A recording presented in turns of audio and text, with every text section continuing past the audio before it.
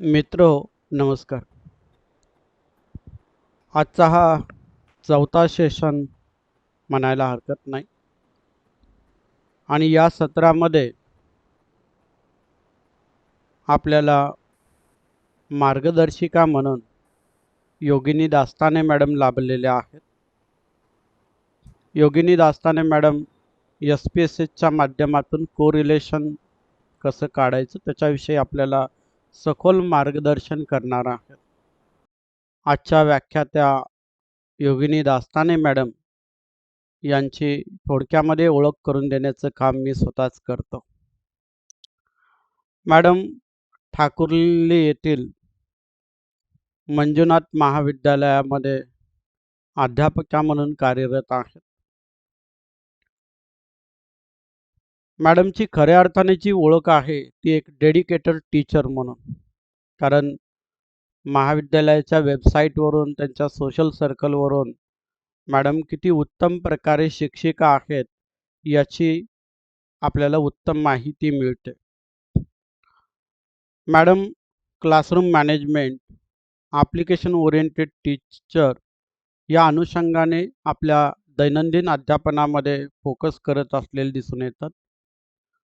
मॅडमचे जे अध्यापनाचे महत्त्वाची क्षेत्र आहेत यामध्ये बिझनेस स्टॅटिस्टिक्स आहे, बिझनेस मॅथमॅटिक्स आहे, operation research, quantitative methods, mathematical and statistical techniques हे जर त्यांचे आवडीचे क्षेत्र पाहिलेत तर मला असं वाटतं की आजच्या व्याख्यानासाठी अतिशय उत्तम अशी व्यक्ती आपल्याला लाभलेली आहे. आतापर्यंत मुंबईतील अनेक ख्यातनाम महाविद्यालयांमध्ये अध्यापनाचं काम केलेलं आहे. यामध्ये ज्ञानसाधना आहे, वजे केळकर कॉलेज आहे, मंजुनाथ कॉलेज असेल, त्याच्यानंतर NES कॉलेज आहे, न्यू हॉरायझन, प्रगती कॉलेज, KJ सोमय्या, म्हणजेच मुंबईतील अनेक ख्यातनाम महाविद्यालयांच्यामध्ये त्यांनी आपल्या ज्ञानाचा फायदा हा विद्यार्थ्यांना करून दिलेला आहे, एवढंच मी या ठिकाणी म्हणेन. याशिवाय त्यांनी प्रोफेशनल अभ्यासक्रमांमध्ये देखील आपलं अनमोल असं योगदान दिलेलं दिसून येतं. रिसर्च पेपर रायटिंगच्या अनुषंगाने देखील त्यांनी अनमोल असं योगदान दिलेले. विशेषतः मी असं सांगेल की डेटा ॲनालिसिस हा त्यांचा कोर एरिया आहे आणि डेटा ॲनालिसिसच्या अनुषंगाने जर आपण पाहिलं तर R लँग्वेज आहे, पायथॉन, SPSS, टॅब्ल्यू, MS ऑफिस इत्यादी अनेक सॉफ्टवेअर्स त्या वापरतात आणि या सॉफ्टवेअरचा उपयोग करून डेटा ॲनालिसिस अतिशय उत्तम प्रकारे त्या करत असलेल्या दिसून येतात. थोडक्यात आपल्याला एक अतिशय उत्तम असं व्यक्तिमत्व आज लाभलेलं आहे असं मी म्हणेन. मी जास्त वेळ न घेता देवरुख शिक्षण प्रसारक मंडळाचे आटले सप्रे पित्रे महाविद्यालय देवरुख आणि नागिनदास खांडवाला कॉलेज मुंबई या 2 महाविद्यालयांच्या वतीने पुनश्च एकदा योगिनी दास्ताने मॅडम यांचं स्वागत करतो आणि मॅडम मी आपणास विनंती करतो की आपण आपल्या डेमॉन्स्ट्रेशनला सुरुवात करावी. प्लीज. विषयाला सुरुवात करते. आज आपला विषय आहे correlation with SPSS. Before we go to SPSS ला डायरेक्ट सुरुवात करण्या अगोदर मी कोरिलेशनचा एक जस्ट आढावा घेते. आपण एक क्विक रिव्हिजन सॉर्ट ऑफ घेऊयात. कोरिलेशन म्हणजे काय, तर आजच्या टॉपिकमध्ये आपण कव्हर करणार आहोत कोरिलेशनचे प्रकार वेगवेगळे आणि कोरिलेशन फाइंड करण्याच्या वेगवेगळ्या मेथड्स. कोरिलेशन म्हणजे बेसिकली आपल्याकडे जे काही 2 व्हेरिएबल्स असतील त्या 2 व्हेरिएबल्समध्ये काही असोसिएशन आहे का, म्हणजे त्यांच्यात काही संबंध आहे का, हे जे आपण कॅल्क्युलेट करतो किंवा फाइंड आउट करतो त्याला आपण म्हणतो कोरिलेशन. आता दैनंदिन जीवनात अनेक अशा सिच्युएशन्स येतात जिथे आपल्याला हे कोरिलेशन एस्टॅब्लिश करून बघायला लागतं की काही व्हेरिएबल्समध्ये संबंध आहे का. संबंध आहे का इन द सेन्स काय, एखाद्या व्हेरिएबलमध्ये काही बदल झाला तर त्याच्या अनुषंगाने दुसऱ्या व्हेरिएबलमध्ये सुद्धा तसा काही बदल होत आहे की नाही हे तपासून पाहणे, याला आपण म्हणतो कोरिलेशन. आता आपण एक्झाम्पल म्हणून हा समोरच्या स्क्रीनवर दिसणारा टेबल आपण बघू शकतो. या टेबलमध्ये आपण काही एक्झाम्पल्स घेतलेत, जसं की व्हेरिएबल्सची लिस्ट घेतलेली आहे. Variable 1 and variable 2, for example production आणि सेल्स. प्रोडक्शन आणि सेल्स या दोन व्हेरिएबल्सचा एकमेकांमध्ये काही संबंध आहे का हे फाइंड आउट करणं, यालाच आपण म्हणतो कोरिलेशन कोइफिशियंट फाइंड करणं. किंवा ऍडव्हर्टाइजमेंट आणि सेल्स. फॉर एक्झाम्पल, माझ्या एखाद्या प्रॉडक्टचा सेल फार कमी झाला असेल and I want to increase the sales. अशा केसमध्ये मी काय करू शकते, तर मी माझं ऍडव्हर्टाइजमेंटचं बजेट वाढवू शकते. सो ते बजेट वाढवण्यापूर्वी मला एकदा हे कन्फर्म करायला लागेल की नक्की ऍडव्हर्टाइजमेंटचं बजेट वाढवल्यावर सेल्समध्ये काही इन्क्रीज होईल की नाही, बदल होईल की नाही, आणि तो बदल कसा असेल, पॉझिटिव्ह असेल की निगेटिव्ह असेल. तर या केसमध्ये ऍडव्हर्टाइजमेंट आणि सेल्स हे एकमेकांशी रिलेटेड आहे की नाही हे मी आधी चेक करणार. जर मला त्याच्यात काही पॉझिटिव्ह संबंध आढळला, देन आय विल प्रोसीड की हो, मी ऍडव्हर्टाइजमेंटमध्ये काही इन्व्हेस्टमेंट अजून करू शकते. सो अशा पद्धतीने आपल्याला हा कोरिलेशन हेल्प करतो to know whether there is a correlation between the variables. हे जे कोरिलेशन असतं हे फाइंड आउट करतो आपण. म्हणजे काय फाइंड आउट करतो, तर आपल्याकडे काही फॉर्म्युला अवेलेबल असतो ज्याच्या मदतीने आपण त्याची काही क्वांटिटी फाइंड आउट करतो. फॉर एक्झाम्पल, जसं आता इथे स्क्रीनवर दिसतंय, small R is denoted with correlation coefficient is denoted with small R. For example, याची व्हॅल्यू काढली आपण 0.8. हा एक नंबर झाला. ओके, आणि याला आपण काहीही साईन दिलेलं नाहीये. याचाच अर्थ हा बाय डिफॉल्ट एक पॉझिटिव्ह नंबर आहे. हा नंबर आपल्याला काय दाखवतो की या दोन व्हेरिएबलमध्ये एक्स आणि वाय नावाच्या दोन व्हेरिएबलमध्ये एक रिलेशन आहे जे पॉझिटिव्ह आहे. कोरिलेशन कोइफिशियंटची जी रेंज असते ती असते -1 टू +1. तो जितका नियरर टू 1 असेल तितकं ते रिलेशन स्ट्रॉंग असतं. तो जितका नियरर टू 0 असेल तितकं ते रिलेशन वीक असतं. मग इथे आपण जस्ट एक बघू शकतो की 0.8 this number is very close to 1. +1च्या तो खूप जवळ आहे. याचाच अर्थ एक्स आणि वाय या दोन व्हेरिएबलमध्ये जे रिलेशन आहे ते पॉझिटिव्ह आहे आणि ते खूप स्ट्रॉंग आहे. ओके, तर अशा पद्धतीने कोरिलेशन कोइफिशियंट ही जी व्हॅल्यू असते ही आपल्याला त्या रिलेशनचं नेचर सांगते, म्हणजेच त्याचं साईन सांगते की ते पॉझिटिव्ह आहे की ते निगेटिव्ह आहे, आणि त्याची स्ट्रेंथ सांगते, म्हणजे ते किती स्ट्रॉंग आहे किंवा ते किती वीक आहे. आणि मग त्यानुसार आपण आपले फ्युचर डिसिजन्स घेऊ शकतो. मग आता असे किती प्रकारचे कोरिलेशन आपल्याकडे अवलंबून अवेलेबल असतात, तर साईन वाईज बघायला गेलं तर आपल्याकडे दोन प्रकारचे असतात, एक पॉझिटिव्ह आणि एक निगेटिव्ह, जे आता आपण वरती बघितलं. पुढचा असतो लिनियर आणि नॉन लिनियर कोरिलेशन. लिनियर म्हणजे अगदी लेमन लँग्वेजमध्ये आपण विचार केला तर लाईनच्या इक्वेशन मध्ये ज्याला आपण मांडू शकतो असं रिलेशन, जसं आपलं लाईनचं इक्वेशन असतं y=mx+c, अगदी त्या फॉर्मॅटमध्ये जेव्हा आपण हे रिलेशन, हा संबंध एस्टॅब्लिश करू शकतो त्याला आपण लिनियर म्हणतो. आणि अदर दॅन दॅट बाकीचे कर्वी लिनियर वगैरे आणि कोरिलेशनचे प्रकार असतात ते याच्या अंडर येतात. तिसरा प्रकार असतो सिंपल कोरिलेशन, मल्टिपल कोरिलेशन आणि पार्शल कोरिलेशन. याच्यापैकी आज आपण आपल्या लेक्चरमध्ये बघणार आहोत सिंपल कोरिलेशन कोइफिशियंट आणि पार्शल कोरिलेशन कोइफिशियंट. जसं आता आपण बघितलं की पॉझिटिव्ह कोरिलेशन आणि निगेटिव्ह कोरिलेशन हा एक प्रकार झाला त्याचा. मग पॉझिटिव्ह केव्हा म्हणायचं आणि निगेटिव्ह फक्त त्याचं साईन प्लस आणि मायनस दिसलं कीच म्हणायचं का? मग ते केव्हा येईल आपल्याला कसं कळेल? तर पॉझिटिव्ह कोरिलेशनचा अर्थ असा असतो, एखाद्या व्हेरिएबलमध्ये जर आपण काही चेंजेस घडवून आणले आणि त्या व्हेरिएबलमध्ये जर काही इन्क्रीमेंट झालं तर त्याच्यामुळे त्याच्याच अनुषंगाने दुसऱ्या व्हेरिएबलमध्ये सुद्धा चेंजेस झाले आणि तिथे सुद्धा पॉझिटिव्हच चेंजेस झाले. याचा अर्थ दोन्हीही व्हेरिएबल एकाच डायरेक्शन मध्ये मूव्हमेंट करतायत. याला आपण म्हणतो पॉझिटिव्ह कोरिलेशन. जसे की आपल्या रेग्युलर लाईफमध्ये आपण बघतो इन्कम अँड एक्सपेंडिचर. आपलं इन्कम जसं वाढत जातं ऑब्व्हियसली आपलं एक्सपेंडिचर सुद्धा अकॉर्डिंगली वाढत जातं. असं कधी होत नाही की इन्कम खूप वाढत गेलंय पण आपण एक्सपेंडिचर मात्र कमी करत गेलेलो आहे. So they always increase in the same pattern, they always move in the same direction. मग अशा केसमध्ये आपण म्हणू शकतो की इन्कम आणि एक्सपेंडिचर हे एकमेकांशी पॉझिटिव्हली कोरिलेटेड आहेत. अगदी त्याच प्रकारे आपण बघू शकतो की परफॉर्मन्स आणि सॅलरी. ऑब्व्हियसली आपला परफॉर्मन्स जितका इम्प्रूव्ह होत जातो अकॉर्डिंगली आपलं इन्क्रीमेंट सुद्धा त्याच्या प्रपोर्शन मध्ये इम्प्रूव्ह होत जातं. त्यामुळे आपण अगदी नक्की म्हणू शकतो की परफॉर्मन्स आणि सॅलरी यांच्यामध्ये पॉझिटिव्ह कोरिलेशन असतं. मग निगेटिव्ह कोरिलेशन काय? तर याचे exactly opposite.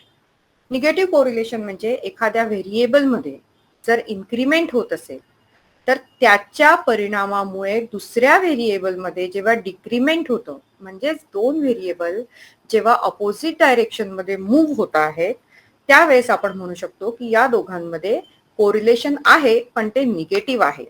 Because they are moving in opposite directions किंवा ते इन्व्हर्सली काम करतायत. फॉर एक्झाम्पल आपलं अगदी फेवरेट एक्झाम्पल सगळ्यांचं ते म्हणजे प्राइस अँड डिमांड. प्राइस आणि डिमांड नेहमी एकमेकांशी इन्व्हर्समध्ये काम करत असतात. प्राइस वाढली की डिमांड मार्केटमध्ये कमी होते. म्हणजेच काय, एक व्हेरिएबल वाढला तर दुसरा व्हेरिएबल डाऊन झाला. Same way heat and wool cloth sales. जसजशी हीट वाढते, गरमी वाढते, उकाडा वाढतो, तसतसे आपले लोकरीचे कपडे कपाटात जातात. सो या आपण म्हणू शकतो की हीट अँड वूल क्लोथ्स यांच्यामध्ये इन्व्हर्स प्रोपोर्शन आहे. दे are having the impact of each other but in opposite direction. मग यालाच आपण म्हणतो की 2 व्हेरिएबल एकमेकांशी निगेटिव्हली कोरिलेटेड आहेत. हे झालं पॉझिटिव्ह आणि निगेटिव्ह कोरिलेशन. मग आता प्रकार कळले, पण ते कॅल्क्युलेट कसे करायचे? तर त्याच्यासाठी आपल्याकडे वेगवेगळ्या मेथड्स अवेलेबल आहेत. त्या म्हणजे पहिलं आहे Karl Pearson correlation coefficient. Karl Pearson नावाचे जे स्टॅटिस्टिशियन्स होते त्यांच्या नावाने या मेथडला नाव दिलं गेलंय कार्ल पियर्सन कोरिलेशन कोइफिशियंट, ज्याला आपण आर या सिम्बॉलने इंडिकेट करतो. एक्स आणि वाय हे व्हेरिएबलचं प्रतिनिधित्व करतात, त्यामुळे यांना जस्ट एक रिप्रेझेंटेटिव्ह व्हेरिएबल्स म्हणून ठेवलेलं आहे. Correlation between x and Y म्हणून या सिम्बॉलला लिहिलंय आर एक्स वाय. दुसरा प्रकार आहे स्पियरमन्स रँक कोरिलेशन कोइफिशियंट. तिसरा आहे पार्शियल कोरिलेशन आणि चौथा आहे मल्टिपल कोरिलेशन.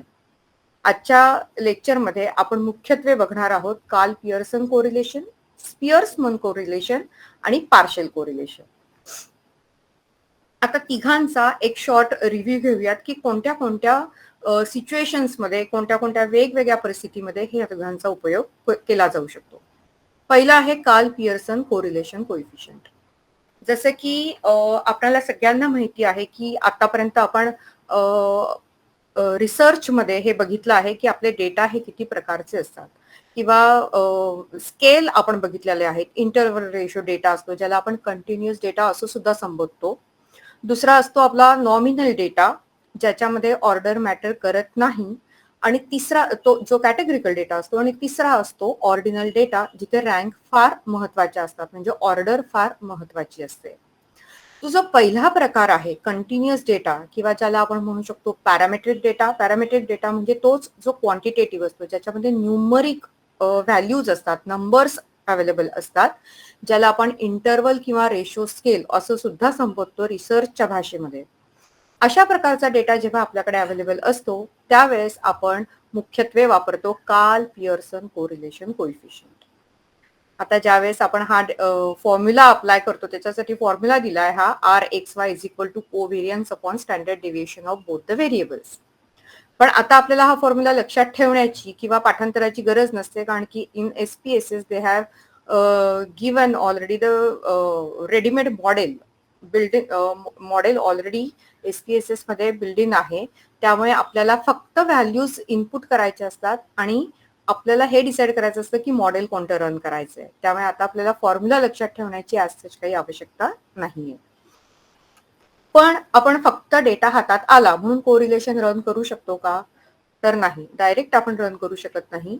कोरिलेशन रन करण्यासाठी आपल्याला काही बेसिक अझम्पशन्स कंप्लीट करायला लागतात, फुलफिल करायला लागतात. यातले मिनिमम 3 तरी आपल्याला कंपल्सरी फुलफिल करायला लागतात. पहिलं आहे आपलं that variable should be continuous.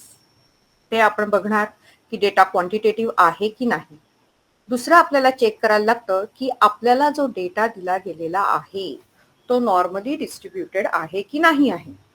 Normally distributed म्हणजे ज्यावेळेस आपण त्या डेटाला ग्राफ पेपरवर प्लॉट करणार तेव्हा आपल्याला एक बेल शेप्ड कर्व मिळतो, ज्याला आपण म्हणतो डेटा नॉर्मली डिस्ट्रीब्युटेड असणे. तिसरी कंडिशन फुलफिल व्हायला लागते ती म्हणजे लिनियारिटी. म्हणजेच काय, तर आपण जेव्हा डेटा प्लॉट करणार ग्राफ पेपरवर तेव्हा आपल्याला एक लाईन फॉर्मॅटमध्ये डिझाईन मिळाली पाहिजे. एखादा लाईन पॅटर्न मध्ये आपल्याला तो डेटा दिसला पाहिजे. There should not be the outliers. आता आउटलायर्स म्हणजे काय? आउटलायर्स म्हणजे थोडक्यात सांगायचं तर जर आपल्याकडे 100 स्टुडंट्सचा डेटा अवेलेबल असेल आणि 99 स्टुडंट्स असतील की ज्यांचे मार्क्स खूप छान आहेत, पण एखादाच कोणीतरी मुलगा आहे की ज्याचे मार्क्स सगळ्यांपेक्षा अतिशय वेगळे आहेत, म्हणजे सगळ्यांपासून फारच लांब आहेत. अशा केसमध्ये तो जो एक मुलगा असतो तो त्या 100 मुलांमधला आउटलायर ठरवला जातो. म्हणजेच आपल्या दिलेल्या डेटामध्ये कोणता तरी एखादा नंबर जो फार एक्स्ट्रीम असतो, जो दिलेल्या रेंजमध्ये अवेलेबल नसतो, त्याला आपण म्हणतो आउटलायर्स. असे जर फार जास्त आउटलायर्स डेटामध्ये अवेलेबल असतील तर आपण रन करू शकत नाही ही टेस्ट. तिसरं असतं नेक्स्ट असतं similar spread across the range, ज्याला आपण स्टॅटिस्टिकल लँग्वेजमध्ये म्हणतो होमोस्केडास्टिसिटी. होमोस्केडास्टिसिटी काय असते हे मी फक्त सांगणार नाही, तर ज्यावेळेस आपण SPSS रन करू मी तुम्हाला एकदा दाखवेन आणि त्यावेळेस तुम्हाला ते लक्षात येईल की होमोस्केडास्टिसिटी काय असते. आता पुढचा प्रकार आहे स्पिअरमन्स रँक कोरिलेशन. जसं आपण बघितलं की कार्ल पियर्सन आपण फक्त तेव्हा वापरू शकतो जेव्हा आपल्याकडे कंटिन्युअस क्वांटिटेटिव्ह डेटा असतो. त्याच प्रकारे स्पिअरमन्स मध्ये हा एक वर्ड आलेला आहे, दिस इज कॉल्ड ॲज रँक. म्हणजेच काय, तर आपल्याकडे जेव्हा रँकचा डेटा अवेलेबल असेल, ऑर्डरचा डेटा, स्पेसिफिक ऑर्डरचा डेटा अवेलेबल असेल, त्या केसमध्ये आपण कार्ल पियर्सन वापरू शकत नाही. मग तेव्हा आपण वापरतो स्पिअरमन्स रँक कोरिलेशन कोइफिशियंट. मग अशा केसमध्ये आपला जो डेटा असतो तो फॉर एक्झाम्पल जसं ही इमेज तुम्हाला डिफाईन करते.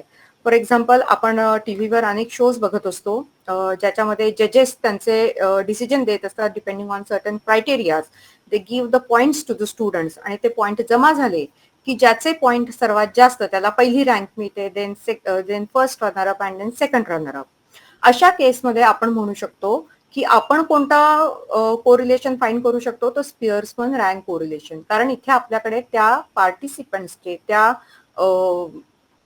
पार्टिसिपेट केलेल्या मुलांचे मार्क अवेलेबल नाहीये, तर आपल्याकडे त्यांच्या रँक अवेलेबल आहेत. आणि मग आपण बघायचं की दोन जजेसच्या निर्णयामध्ये काही रिलेशन आहे की नाही. मग अशा केसमध्ये जिथे रँक अवेलेबल असतात तिथे आपण यूज करतो स्पिअरमन्स rank correlation coefficient.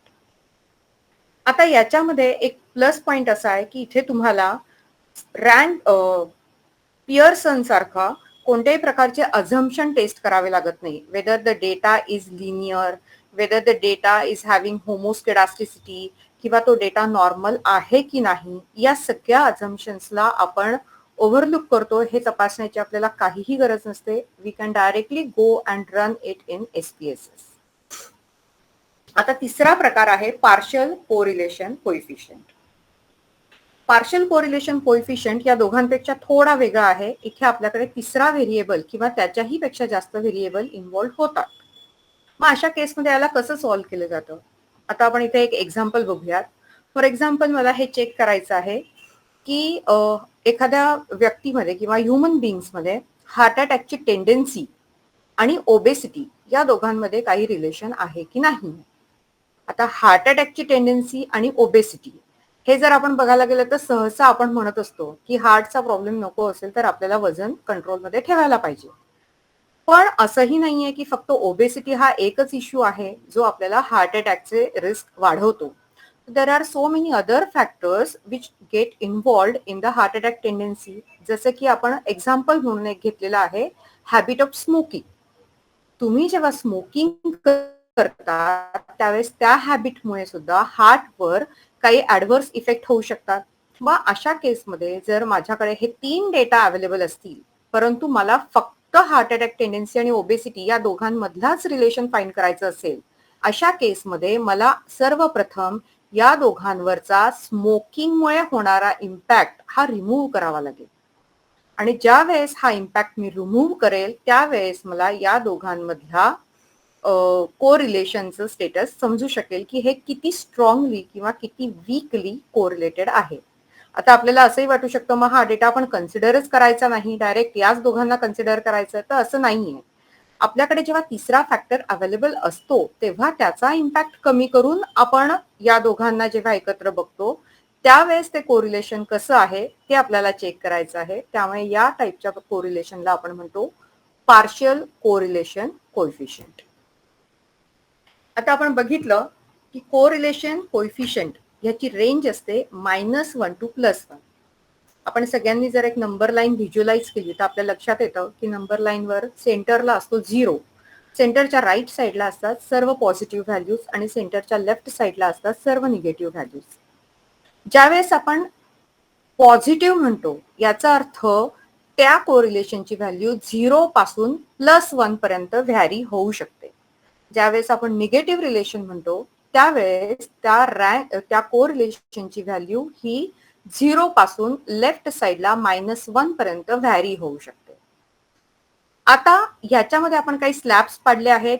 Not necessary these are not universal slab. याच्यापेक्षाही थोडेसे अजून डिटेलमध्ये स्लॅब सुद्धा बरेच लोक पाडतात. पण बेसिकली हे एक बाय डिफॉल्ट आपण कन्सिडर करतो असे स्लॅब्स आहेत. सपोज आपली आर ची व्हॅल्यू ही 0.3 पेक्षा कमी आली which is very near to very close to 0. तर आपण असं कन्क्लूड करू शकतो की हो या दोन व्हेरिएबल मध्ये रिलेशन आहे but it is very weak. फार स्ट्रॉंग फार मोठा इम्पॅक्ट त्याच्याने काही होणार नाहीये एकमेकांवर. जर या आरची व्हॅल्यू 0.3 टू 0.7 याच्या दरम्यान आली तर आपण म्हणू शकतो की बऱ्यापैकी ते एकमेकांवर परिणाम करतायत. त्यामुळे we can say that they are having the moderate relationship between them. जर हीच व्हॅल्यू 0.7 ते 1 याच्या दरम्यान आली तर आपण म्हणू शकतो की त्यांच्यातलं रिलेशन हे स्ट्रॉंग रिलेशन आहे. याचाच अर्थ एकामध्ये झालेला बदल हा दुसऱ्यामध्ये खूप स्ट्रॉंग इफेक्ट दाखवू शकतो. आणि ज्यावेळेस ती व्हॅल्यू परफेक्टली एक्झॅक्टली 1 असते तेव्हा त्याला आपण परफेक्ट कोरिलेशन असं म्हणतो. मग ती पॉझिटिव्ह असेल तर परफेक्ट पॉझिटिव्ह आणि ती निगेटिव्ह असेल तर परफेक्ट निगेटिव्ह कोरिलेशन असं याला संबोधलं जातं. सर मी पुढे जाऊ का? काही डाऊट्स वगैरे आहेत आपल्याला डिस्कस करायचे? हॅलो. हा मॅडम, पुढे हा जायला हरकत नाही, पण कुणाचे जायला. डाऊट्स असतील तरी विचारू आपण. वैशाली मॅडम, आपला हात वर आहे. काही डाऊट्स आहेत का?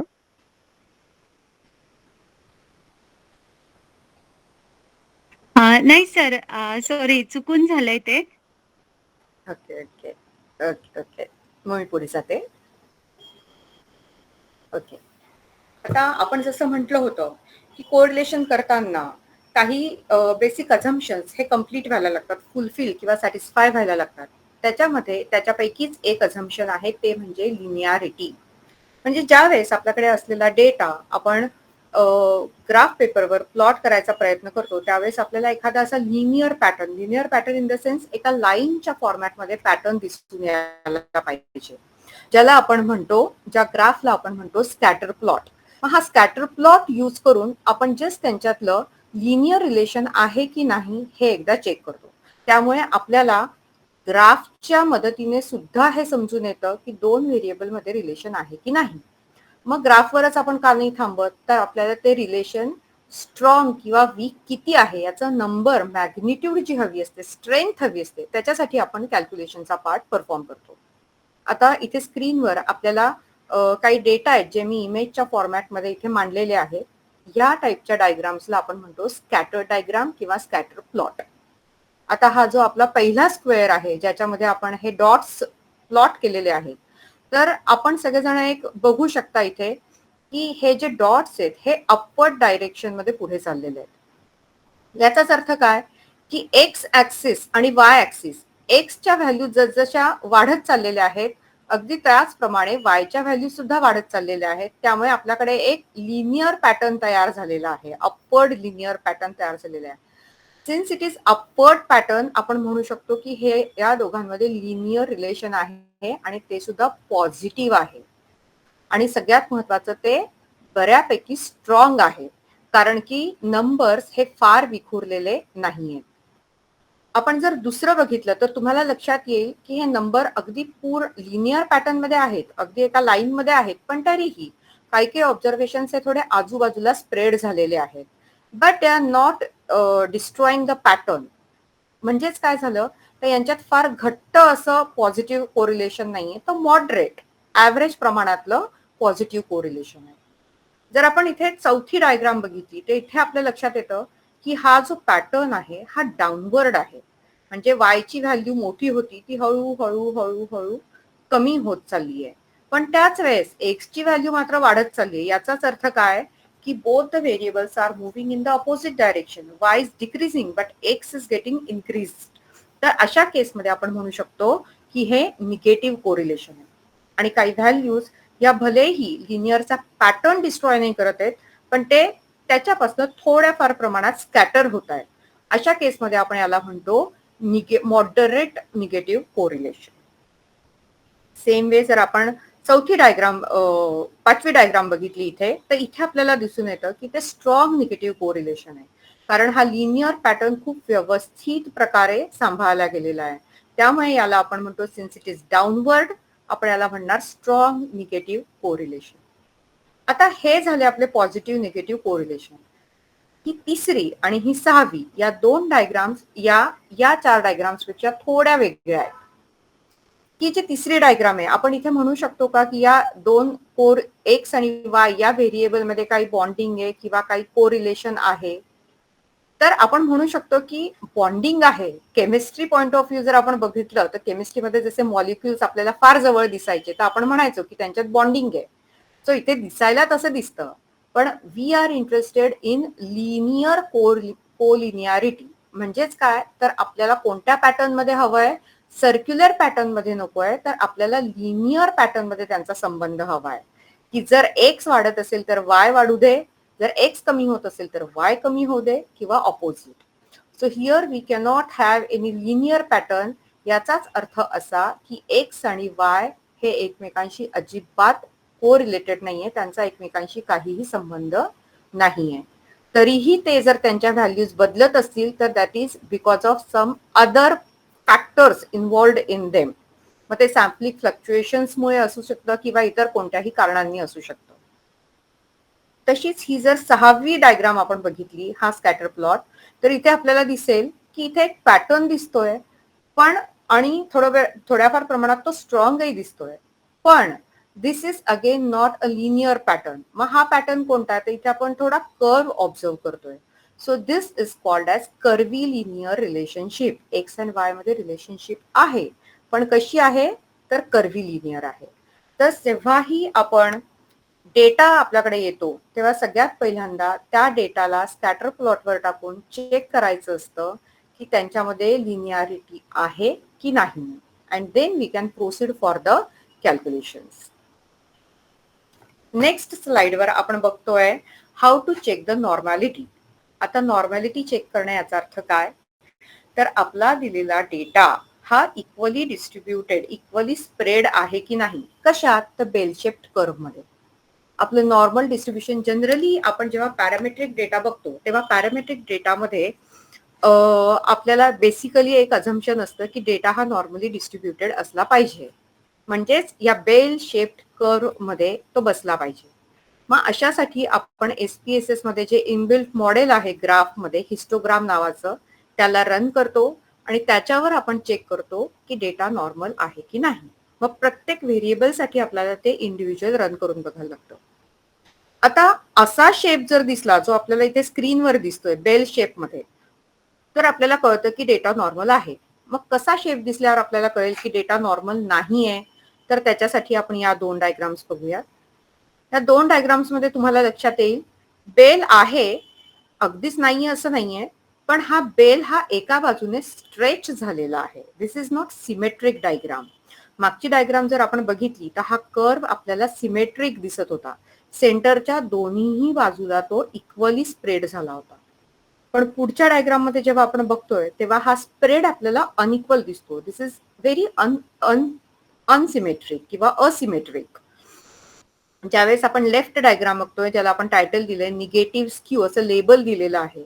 निगेटिव्ह स्क्यू म्हणजे काय की निगेटिव्ह साईडला म्हणजे लेफ्ट साईडला तो जास्त स्ट्रेच झालेला आहे, म्हणजे इकडच्या बाजूला तो जास्त ओढला गेलेला आहे.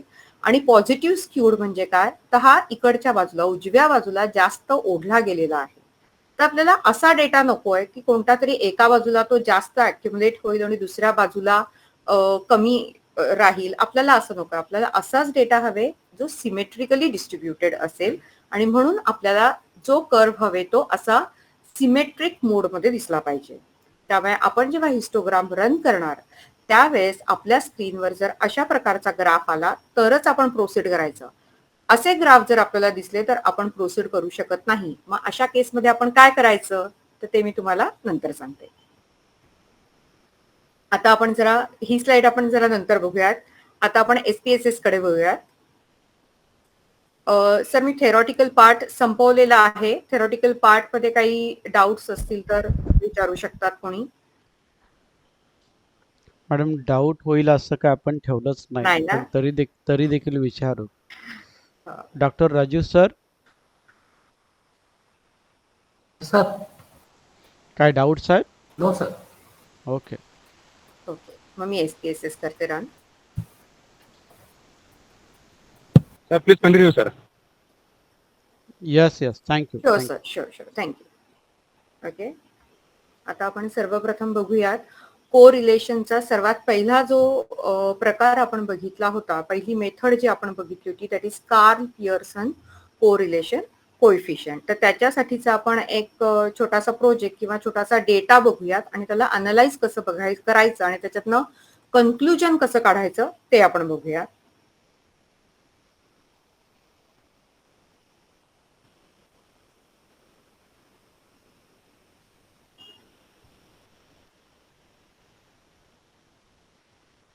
एक लहानसा डेटा मी इथे घेतलाय.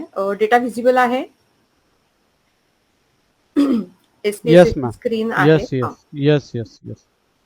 आता आपण इथे बघू शकतो जसं पाटील सरांनी पहिल्याच लेक्चरमध्ये आपल्याला हे घेतलं होतं की व्हेरिएबल व्ह्यू कसा असतो, त्याच्यामध्ये व्हेरिएबल कसे डिफाईन करायचे आणि डेटा व्ह्यू मध्ये गेल्यानंतर त्याची एंट्री कशी करायची. त्यामुळे हा पार्ट ऑलरेडी कव्हर झाल्यामुळे मी रिपीट नाही करत आहे. आता आपल्याकडे हे दोन व्हेरिएबल्स आहे. पहिल्याचं नाव आहे ऍडव्हर्टाइजमेंट बजेट आणि दुसऱ्याचं नाव आहे सेल्स, ज्याला आपण न्यूमरिक मध्ये घेतलं आहे. न्यूमरिक मध्ये घेतला आहे म्हणजेच हा आपला कंटिन्युअस व्हेरिएबल झाला, म्हणून इथे स्केल म्हणून आपण त्याला सिलेक्ट केलेलं आहे. इथे त्यांचे लेबल देण्यात आलेले आहेत आणि व्हॅल्यूज काही दिलेल्या नाही आहेत कारण ऑलरेडी ते न्यूमरिकल व्हेरिएबल आहेत. आता डेटा व्ह्यू मध्ये गेलो. मला चेक करायचं आहे की माझा सेल्स वाढवण्यासाठी मी ऍडव्हर्टाइजमेंटचं बजेट वाढवावं की नाही. आता हे बजेट मी वाढवेन, पण हे वाढवल्यानंतर पण सेल्स वाढेल की नाही याची गॅरंटी येण्यासाठी मला आधी चेक करायचे दोघांमध्ये रिलेशन आहे का. जर असेल then I will proceed with the increment in the budget. मग आता आपण बघितलं की काही कंडिशन्स आपल्याला फुलफिल करायला लागतील. सर्वप्रथम आपण बघूया की हा जो डेटा आहे advertisement of budget of advertisement आणि सेल्स या दोघांसाठीचा जो डेटा आहे तो नॉर्मली डिस्ट्रीब्युटेड आहे की नाही. आणि आपण बघितलं त्यानुसार PPT नुसार आपल्याला त्याच्यासाठी ड्रॉ करायला लागेल हिस्टोग्राम. सो आपण सर्वप्रथम गेलेलो आहोत टॅब मध्ये, ग्राफ या टॅबवर. इथनं आपण जाणार आहोत लिगसी डायलॉग्स वर. इथे आपल्याला अनेक प्रकारचे वेगवेगळे नावं दिसत आहेत ग्राफची. याच्यातला आत्ता आपल्या कामाचे दोन ग्राफ आहेत, स्कॅटर प्लॉट आणि हिस्टोग्राम. त्यातला नॉर्मॅलिटीसाठी आपण बघणार आहोत हिस्टोग्राम. आता दोन्ही व्हेरिएबल आपल्याला चेक करायचे पण एकानंतर एक. तर सर्वप्रथम मी घेते ऍडव्हर्टाइजमेंट बजेट ऍडव्हर्टाइजमेंट. ओके, आता आपल्याला नुसता हिस्टोग्राम नकोय तर आपल्याला त्याच्यावर कर्व ड्रॉ करून आलेला पाहिजे. त्याच्यासाठी आपल्याला इथे डिस्प्ले नॉर्मल कर्व याच्यावर सिलेक्ट करायचं आहे, टिक करायची आहे. Okay, and here I will press okay. आता ही आहे आपली आउटपुट फाईल. ठीक आहे. आता साधारण बघितलं गेलं तर बऱ्यापैकी हा ग्राफ आपला नॉर्मल कर्व आपल्याला देतो आहे. सो हा अगदी एका बाजूला खूप स्ट्रेच झाला असता तर आपल्याला याला नॉर्मली डिस्ट्रीब्युटेड म्हणता आलं नसतं. हा बऱ्यापैकी नॉट 100%, कारण 100% नॉर्मल डेटा असा आपल्याला रिअल लाईफ मध्ये कधीच मिळू शकत नाही, पण बऱ्यापैकी आपण याला नॉर्मली डिस्ट्रीब्युटेड अशा शेपमध्ये प्राप्त केलंय. अशा प्रकारे आपण पहिली कंडिशन फुलफिल केलेली आहे. आता आपल्याला दुसरी करायची ती म्हणजे लिनियारिटी. आपण जस्ट एक स्कॅटर प्लॉट काढणार आणि एक अंदाज घेणार सॉरी, याच्या आधी आपण एक दुसरा व्हेरिएबल सुद्धा चेक करून घेऊयात. जसा ऍडव्हर्टाइजमेंटचा केलेला आहे तसंच आपण सेल्सचा सुद्धा डेटा नॉर्मली डिस्ट्रीब्युटेड आहे की नाही आहे हे एकदा चेक करूया. आणि इथे आपण आउटपुट बघू शकतो की सेल्सचा डेटा सुद्धा बऱ्यापैकी नॉर्मली डिस्ट्रीब्युटेड आहे. त्यामुळे now we can proceed with the next assumption.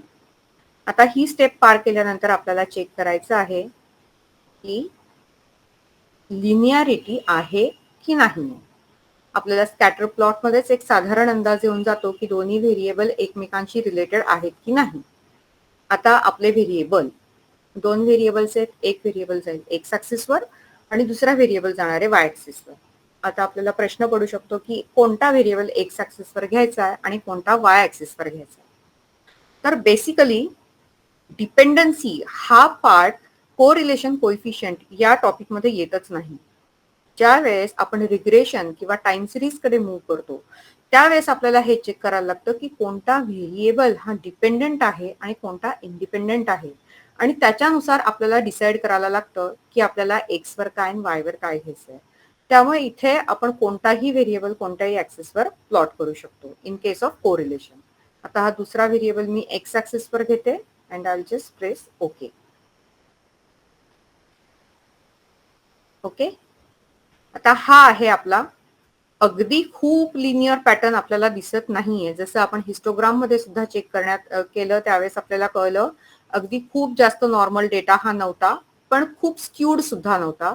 त्याचप्रमाणे इथे फार जास्त लिनियर असं नाहीये पण एक वाढता अपवर्ड पॅटर्न आपल्याला इथे दिसतोय. जर मी याला डबल क्लिक केलं तर आपण इथे एक बेस्ट फिटची लाईन काढू शकतो आणि अशी ही लाईन आपल्याला मिळते. ओके, ही लाईन अशी इथे आपल्याला मिळते आणि या लाईनवरनं आपल्याला साधारण एक अंदाज येतो की ही लाईन जी असते ही बेस्ट फिट आहे आणि हे त्यांच्यातलं रिलेशन आहे. आणि हे जे बाकीचे सगळे डॉट्स आपल्याला दिसत आहेत, प्लॉटेड पॉइंट्स आपल्याला दिसत आहेत, ते या लाईन पासनं फार स्कॅटर झालेले नाहीयेत की बाबा इकडच्या साईडला खूप अति स्कॅटर झाले, इकडच्या बाजूला खूप लागून आले, असं नाहीये. तर त्यांचा स्प्रेड हा बऱ्यापैकी युनिफॉर्म आहे. असा फार जास्त हॅपॅझर्डली वेगवेगळा नाहीये. So we can say that homoscedasticity ही कंडिशन सुद्धा बऱ्यापैकी सॅटिस्फाय होते. याला आपण म्हणतो होमोस्केडॅस्टिसिटी. म्हणजे त्या लाईन पासनं बाकीचे पॉइंट्स हे असे फार फार वेगवेगळ्या रित्या स्प्रेड नाहीयेत की एखादा पॉइंट खूप लांब आहे, एखादा पॉइंट खूप जवळ आहे, अशा पद्धतीने ते स्प्रेड झालेले नाहीयेत. याला आपण म्हणतो होमोस्केडॅस्टिसिटी. आता आपल्याला चेक करायचं आहे की त्यांच्यातलं रिलेशन किती स्ट्रॉंग आहे, आधी ते आहे की नाही, ते किती स्ट्रॉंग आहे आणि ते पॉझिटिव्ह आहे की निगेटिव्ह आहे. त्यामुळे आता आपण रन करूया कोरिलेशन. आपल्या सगळ्या अझम्पशन्सला पार केल्यावर आपण जाणार आहोत अनालाइजच्या टॅबमध्ये. In analyse we will go to correlation, correlate. याच्यामध्ये आपण जाणार आहोत बाय व्हेरिएट मध्ये. बाय व्हेरिएट मध्ये गेल्यानंतर आपले स्टडी व्हेरिएबल कोणते कोणते आहेत तर आपल्याला या दोघांमधलं रिलेशन बघायचं आहे. दोन्ही व्हेरिएबल आपण इकडे घेतले. ओके, आपल्याला कोणता बघायचा आहे, पियर्सन कोरिलेशन आपल्याला बघायचं आहे. ऑप्शन्स मध्ये गेल्यावर आपल्याला इथे मीन अँड स्टँडर्ड डेव्हिएशन म्हणजे आपल्याला त्याचे डिस्क्रिप्टिव्ह इन्फॉर्मेशन जर काही हवी असेल की प्रत्येकाचं ऍव्हरेज बजेट किती आहे म्हणजे अरिथमेटिक मीन किती आहे, बजेटमध्ये व्हेरिएशन्स किती आहेत म्हणजे त्याचं स्टँडर्ड डेव्हिएशन किती आहे, तर आपण हा डेटा सिलेक्ट करू. ओके, आता पियर्सन, कार्ल पियर्सन ही मेथड आपण वापरतोय त्यामुळे आपण याला टिक बाय डिफॉल्ट याला स्टिक असते ती तशीच राहिलेली आहे. पुढे गेल्यावर आपल्याला दोन सिलेक्शन्स दिसत आहेत, 2 टेल्ड आणि 1 टेल्ड. आता याच्यापैकी कोणतं आपण सिलेक्ट करायचं. ज्या वेळेस आपल्याला काही अजून एक्स्ट्रा इन्फॉर्मेशन अवेलेबल असते, एक्स्ट्रा डेटा अवेलेबल असतो. फॉर एक्झाम्पल माझ्याकडे डेटा अवेलेबल आहे की माझ्या 2 व्हेरिएबल मध्ये रिलेशन आहे आणि ते कदाचित मी एक्सपेक्ट करते कदाचित ते निगेटिव्ह असणार आहे. तर अशा केसमध्ये मी ते एक अझम्पशन कन्सिडर करून लेस दॅन किंवा ग्रेटर दॅन असं समजून काहीतरी हायपोथेसिस बिल्डअप करेल आणि मी त्याला म्हणेल की ते वन टेल्ड आहे. पण आत्ताच्या केसमध्ये आपल्याला काहीही इन्फॉर्मेशन नसल्या कारणाने आपण याला टू टेल्ड मध्ये कन्सिडर करणार. आणि खालती सगळ्यात शेवटी आपल्याला एक बॉक्स आलेला आहे ज्याच्या समोर लिहिलं आहे फ्लॅग सिग्निफिकंट कोरिलेशन्स.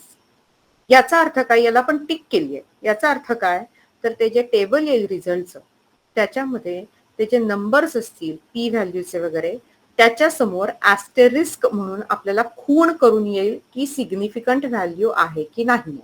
नसेल तर काहीच खूण येणार नाही.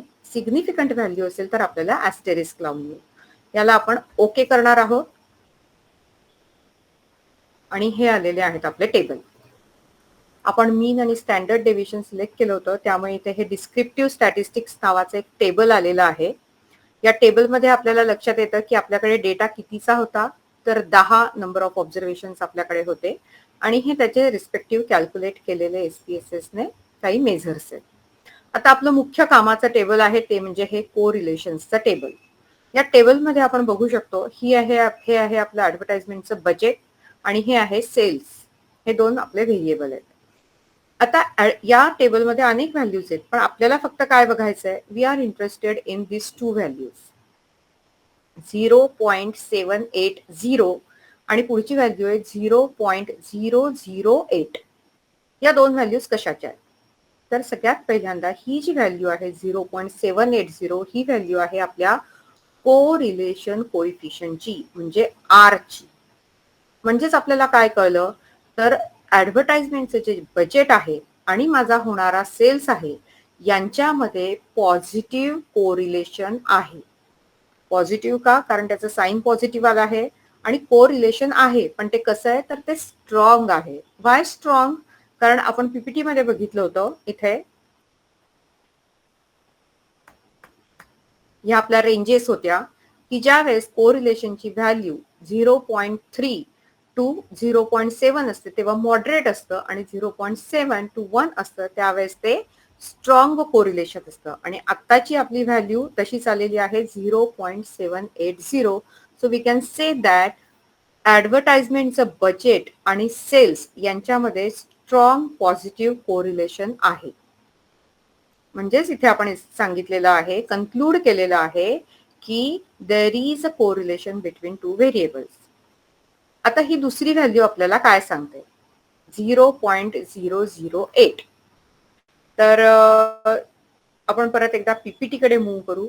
मी आपल्याला म्हटले होते की ही स्लाइड मी तुम्हाला सर्वात शेवटी दाखवते म्हणून. इथे आपण काही नल हायपोथिसिस आणि अल्टरनेटिव्ह हायपोथिसिस सेट केलेला आहे. नल हायपोथिसिस आणि अल्टरनेटिव्ह हायपोथिसिस या कन्सेप्ट माहिती असतील असं कन्सिडर करून मी थोडं पुढे जाते. शॉर्टमध्ये म्हणजे नल हायपोथिसिस एक असं सेंटेन्स असतं जे आपल्याला सांगतं की जे काही चेंजेस होणार आहेत ते सिग्निफिकंट नाही आहेत आणि अल्टरनेटिव्ह हायपोथिसिस आपल्याला सांगत असतं की जे चेंजेस होणार आहेत व्हेरिएबल्समध्ये ते सिग्निफिकंट आहेत. मग आत्ता या स्पेसिफिक सम मध्ये आपला नल हायपोथिसिस आहे, we have considered by default की व्हेरिएबल्स आर नॉट कोरिलेटेड, म्हणजे त्यांच्यामध्ये काहीही सिग्निफिकन्स नाहीये. त्यांच्यात जर काही बदल होत असतील तर ते दुसऱ्या कोणत्याही कारणांमुळे असतील पण जस्ट बिकॉज त्यांच्या संबंध आहे म्हणून बदल होत नाही. आणि अल्टरनेटिव्ह हायपोथिसिस आपण सेट केलेला आहे that the variables are correlated, म्हणजेच त्यांच्यामध्ये काहीतरी रिलेशन आहे. That means there is some significance between both the variables. मग नल हायपोथिसिस रिजेक्ट होतो किंवा ऍक्सेप्ट होतो. कशावर अवलंबून असतं ते, तर ते पी व्हॅल्यूवर अवलंबून असतं. आपला डेटा जेव्हा आपण आपले टेस्ट जेव्हा आपण हायपोथिसिस रिजेक्ट करायला किंवा ऍक्सेप्ट करायला वापरतो तेव्हा फार मोठी कन्सेप्ट एक मध्ये येते, ती असते level of significance. Level of significance आणि कॉन्फिडन्स लेवल.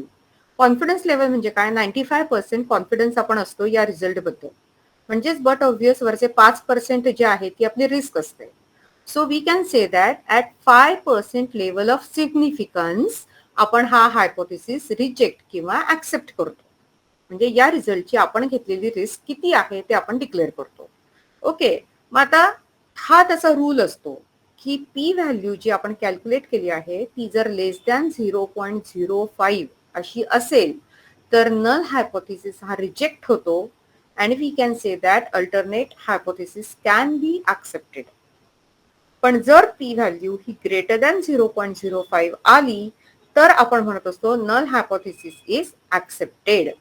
मग आता आपला नल हायपोथेसिस होता that variables are not correlated.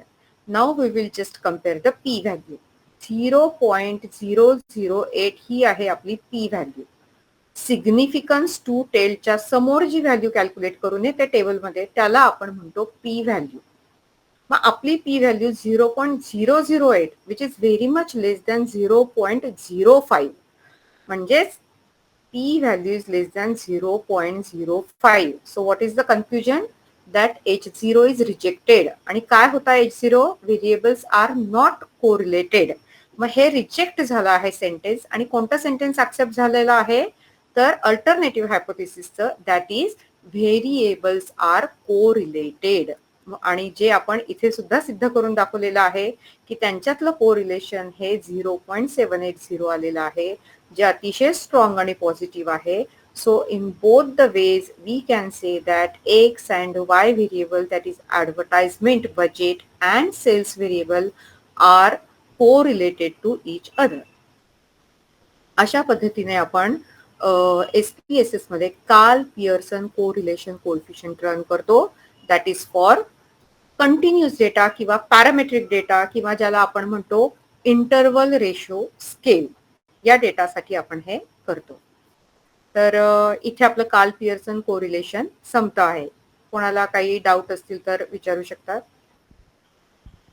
विद्यार्थ्यांनी बोलायला हरकत नाही. संग्राम पाटील. काही रिव्हाइज करायचं असेल, नसेल लक्षात आलं, काही डाऊट्स असतील तर ऋषिकेश. प्लीज.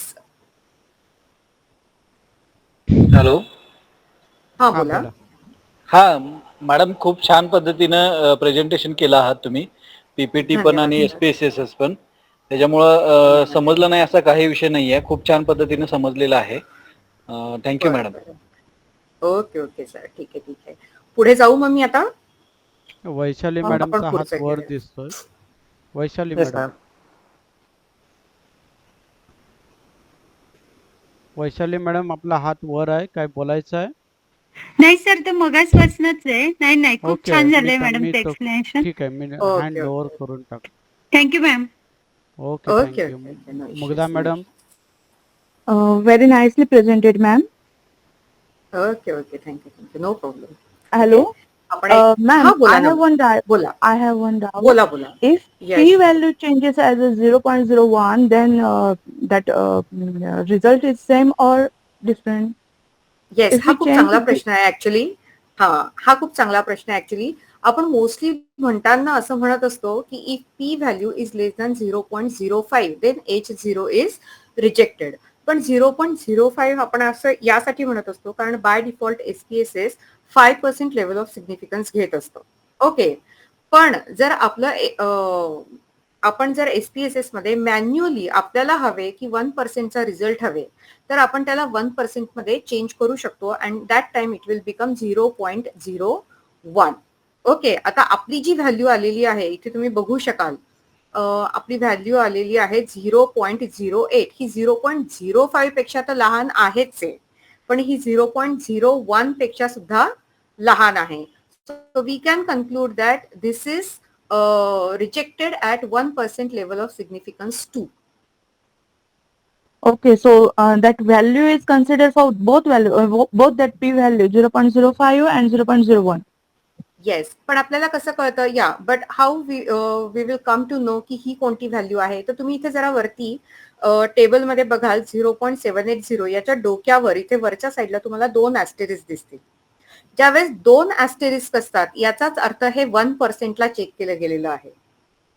ओके, आणि जेव्हा याच्या बाजूला फक्त 1 ऍस्टेरिस्क असतं तेव्हा तो डेटा हा 5%ला चेक केला गेलेला असतो. तर आत्ताच्या आपण जे रन केलेलं आहे त्याच्यात बाय डिफॉल्ट SPSS ने 1% लेवल ऑफ सिग्निफिकन्स घेतलाय. पण आपण याला दोन्हीला रिजेक्ट करू शकतो कारण की मुळातच ही जर 0.01 पेक्षा लहान आहे तर 0.05 पेक्षा ऑटोमॅटिकली लहानच आहे. लहान. So we can say that it is rejected at both 1% as well as 5% level of 5%. significance. Okay, ma'am. Thank you so much. Okay. Okay, आता जस्ट एक क्विक, आता आपण सगळं बघून झालेलं आहे, त्यामुळे मी फक्त तुम्हाला क्विक एक हा मोठा 10,000 व्हॅल्यूजचा डेटा आहे जो फक्त रन करून दाखवते. स्टेप्स जस्ट मी रिवाइज करते. आपला हा डेटा आहे, हे दोन्हीही कॉलम्स वेट आणि हाईट या दोघांमध्ये काही रिलेशन आहे का आपल्याला बघायचंय. वेट आणि हाईट दोन्हीही कंटिन्युअस फॉर्म मध्ये दिलेले आहेत. सो आपल्याला सगळ्यात पहिल्यांदा काय करायचं आहे, तर आपल्याला बेसिक अझम्पशन्स फुलफिल होतात की नाही ते बघायचं आहे. बेसिक अझम्पशन्स फुलफिल करताना आपण सर्वप्रथम बघणार आहोत normality, that will be checked with histogram. आपण हिस्टोग्राम मध्ये जाणार आहोत. पहिला व्हेरिएबल आपला घेतला जो वेट आहे, ज्याला आपण नॉर्मल कर्व मध्ये सुद्धा मांडणार आहोत आणि ओके वर प्रेस केलं. आता आपण जस्ट बघू ग्राफ कसा तयार झालेला आहे. अत्यंत उत्तम दिसतोय हा. तुम्ही बघू शकाल हा व्यवस्थित प्रकारे नॉर्मल ग्राफ आलेला आहे. त्यामुळे आपण म्हणू शकतो की आपली नॉर्मॅलिटी ही कंडिशन फुलफिल झालेली आहे. ओके, आता पुढची कंडिशन किंवा अझम्पशन आहे आपलं linearity. Again we will go to graph. Linearity साठी आपण जातो स्पेसिफिकली स्कॅटर प्लॉटवर. ओके, वन सेकंड, सॉरी, आपल्याला दुसरा व्हेरिएबल सुद्धा चेक करायचा आहे नॉर्मल आहे की नाही. वेट ऑलरेडी झालेला आहे. आता आपण हाईट करूया. याला इकडे घेतला आणि हाईटला या बाजूला घेऊया अँड विल प्रेस ओके. हाईटचा सुद्धा डेटा आपला नॉर्मली डिस्ट्रीब्युटेड आहे. लेफ्ट किंवा राईट कोणत्याही बाजूने तो स्ट्रेच झालेला नाही आहे. ओव्हरऑल द ग्राफ आपला डेटा मस्त छानपैकी डिस्ट्रीब्यूट झाला आहे. So we can say that in both the variables normality condition is satisfied. आता पुढचं आपण चेक करणार आहोत, दॅट इज लिनियरिटी. लिनियरिटीसाठी आपण जाणार आहोत स्कॅटर प्लॉट मध्ये. Will select simple scatter, define. आता आपले दोन व्हेरिएबल आहेत, कोणताही एक एक्स ऍक्सिस वर जाईल आणि उरलेला दुसरा वाय ऍक्सिस वर, असे दोन घेतले. Will press okay. हा खूप छान ग्राफ आलेला आहे आपला. तुम्ही बघू शकता इथे की खूप मस्त लिनियर पॅटर्न जुळून आलेला आहे. आता मी इथे डबल क्लिक करते and I just select this line. Okay, and will close. आता तुम्ही बघू शकता स्क्रीनवर ही जी लाईन आहे, या लाईनला आपण लाईन ऑफ बेस्ट फिट म्हणतो. म्हणजे काय की एक्स अँड वाय मध्ये जर रिलेशन असेल तर ही ती लाईन आहे जी आपल्याला सर्वात बेस्ट रिलेशन देते. तर बेस्ट अशा अनेक लाईन निघू शकतात. या पूर्ण डेटामधून पास होणाऱ्या अनेक लाईन निघू शकतात, पण आपण परफेक्ट ही एकच लाईन का आपल्याला मिळाली आहे, कारण ही लाईन या दोघांमधलं रिलेशन खूप परफेक्टली डिफाईन करते. म्हणून आता या लाईनच्या सराउंडिंग जर तुम्ही बघाल तर डेटा आजूबाजूला स्कॅटर झाला. अगदी स्ट्रेट लाईन म्हणजे एकाच लाईनवर सगळे पॉइंट येणं इज हायली 100% इम्पॉसिबल. पण कसं असतं की तो पॅटर्न फॉलो केला जातो लिनियर लाईनचा. आता हे जे पॉइंट्स तुम्ही बघता आहात, याची जर याचा स्कॅटरनेस बघाल तर हा इकडच्या साईडला जेवढा स्कॅटर आहे हा वरती पण तेवढाच आहे. याचा अर्थ काय की स्कॅटरनेस मध्ये सुद्धा एक पॅटर्न आहे. खूप हॅपॅझली इथे खूप थोडं स्कॅटर, मग इकडे खूपच स्कॅटर, मग इकडे अतिच स्कॅटर, असं काही न होता एक युनिफॉर्म पॅटर्न मध्ये तो स्कॅटर झालेला आहे. सो इथेच आपण म्हणू शकतो की होमोस्केडास्टिसिटी ही कंडिशन, हे अझम्पशन सुद्धा आपलं सॅटिस्फाय होत आहे. So now we can very well go for the analysis. Analysis साठी आपण जाणार आहोत कोरिलेट, बाय व्हेरिएट. आता आपले दोन व्हेरिएबल जे आपण स्टडी करतोय ते आहेत हाईट आणि वेट, ज्यांना आपण व्हेरिएबल्स मध्ये घेऊ. त्यांचं डिस्क्रिप्टिव्ह स्टॅटिस्टिक्स साठी आपण मीन आणि स्टँडर्ड डेव्हिएशन सिलेक्ट करूया. आपण पियर्सन बाय डिफॉल्ट बघतोय, टू टेल्ड आहे आणि आपल्याला फ्लॅग लावणार आहोत. So here we have the results. आता मीन वेट आपल्याकडे जेवढे 10,000 लोक आहेत त्या सगळ्या लोकांचा मीन वेट आहे 66 kgs आणि हाईट आहे 161 सेंटीमीटर. आता खालचं टेबल आपलं मुख्य कामाचं टेबल आहे, ते म्हणजे हे कोरिलेशन्स टायटल वालं.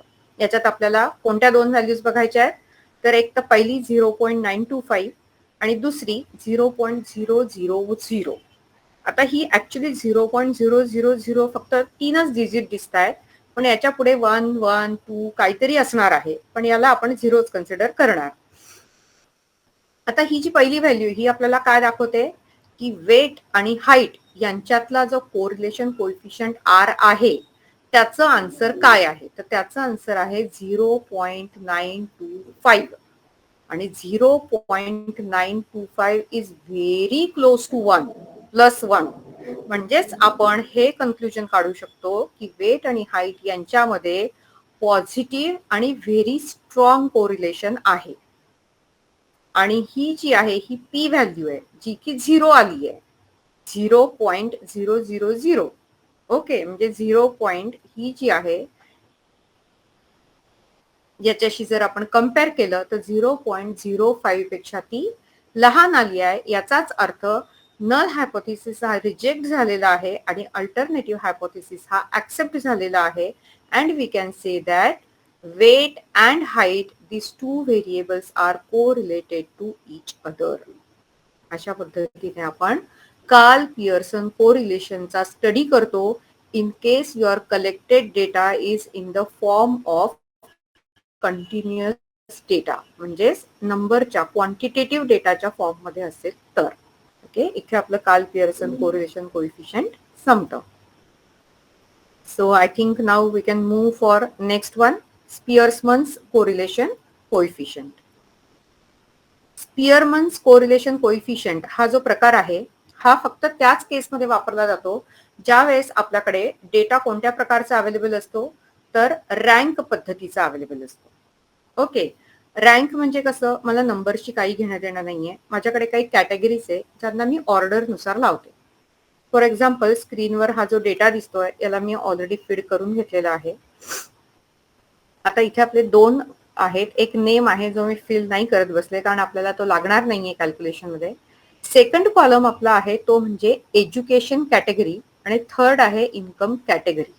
ओके, आता याच्यामध्ये कॅटेगरीमध्ये जसं आपण रिसर्च करताना डेटा कलेक्ट करताना जर लिकर्ट स्केलने करत असू तर 1, 2, 3, 4, 5 अशा ग्रेड किंवा अशा रँक आपण देतो की हायेस्ट, मग हाय, मग लो, लोएस्ट अशा ज्या आपण हे पाडतो त्याच्यामध्ये लेवल्स पाडतो त्याला आपण कॅटेगरीज म्हणतो. मग या कॅटेगरीजला आपण 1, 2, 3, 4, 5 असे नंबर दिलेत म्हणून मी याला घेताना न्यूमरिक टाईप मध्ये घेतलाय. इथे त्यांच्या व्हॅल्यूज मी फीड केलेल्या आहेत. आता हे एज्युकेशनच्या कॅटेगरी आहेत त्यामुळे या कॅटेगरीज आहेत की high school, 1 is for high school education, 2 is students completed diploma education, students completed under graduate, post graduate and PhD असे मी स्लॅब्स पाडलेले आहेत 1, 2, 3, 4, 5. आणि हा आपला रँकिंग केलेला डेटा असल्या कारणामुळे आपण त्याला ऑर्डिनल डेटा असं म्हटलेलं आहोत कारण इथे ऑर्डर खूप मॅटर करते. तसंच सेकंड व्हेरिएबल आपला आहे इन्कम कॅटेगरी. इन्कम ही कॅटेगरी मी इथे डिफाईन केलेली आहे.